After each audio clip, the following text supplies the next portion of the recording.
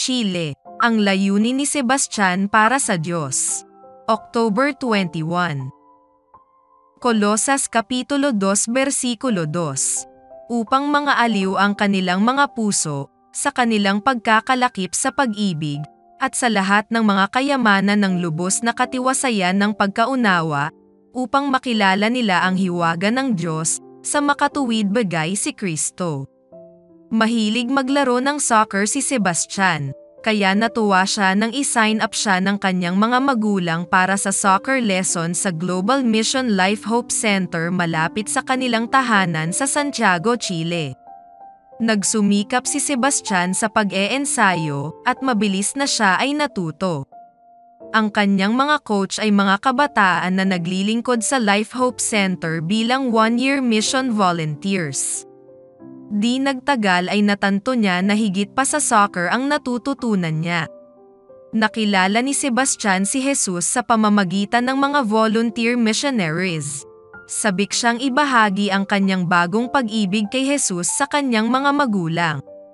Kaya sa bawat araw pagkatapos ng soccer lesson, habang naglalakad pa uwi kasama ang kanyang mga magulang ay sinabi sa kanila ni Sebastian ang tungkol kay Jesus.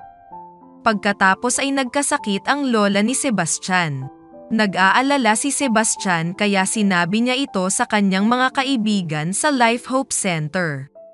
Si Pastor Cabezas ay ang leader ng mga outreach program ng center, at ang kanyang mga voluntary missionaries ay nagsimulang bumisita sa pamilya upang manalangin kasama sila at hikayatin sila. Nasiyahan ang mga magulang ni Sebastian sa mga pagdalaw ng mga volunteers, at nang maglaon ay hiniling nilang mag-Bible study. Nang maglaon, ang pag-ibig ni Jesus ay nanaig sa kanilang mga puso, at sila ay nagpabautismo. Nanumbalik ang lakas ng lola ni Sebastian at tuluyang gumaling. Walang hanggang pasasalamat ang pamilya sa pagkakaibigan at pangangalaga na ipinakita sa kanila ng mga volunteers sa Life Hope Center. Ang mga volunteers na ito ay walang pagtangging ibinibigay ang kanilang mga oras upang maging mga ilaw ng pag-asa para sa komunidad. Sinabi pa ni Pastor Cabezas, ang mga voluntary missionary na ito ay handang ibahagi ang kanilang mga talento at oras para maglingkod sa iba. Mayroon kaming maraming uri ng mga workshop, tulad ng mga cooking, language and exercise classes, na aming nagagamit upang maabot ang mga tao dito sa aming lugar. Ang mga outreach program din na ito ay nakakatulong upang makilala tayo ng ating mga kapitbahay at turuan sila gamit ang mga pamamaraan ni Kristo. Ministry of Healing, Pahina 17. Sa pamamagitan ng mga workshop na ito maraming tao ang maaaring makihalubilo sa mga Adventist at makilala ang Panginoon.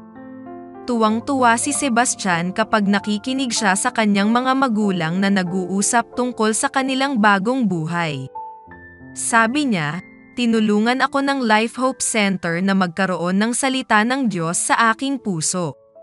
Ngayon ang aking pamilya ay maaari nang makasama sa langit ng magkakasama. Salamat sa inyong ikapo at regular na promise offering. Ang mga outreach organization ng Adventist Church ay umaakay sa mga tao kay Jesus sa buong mundo araw-araw. Salamat sa iyong tapat na pagbibigay.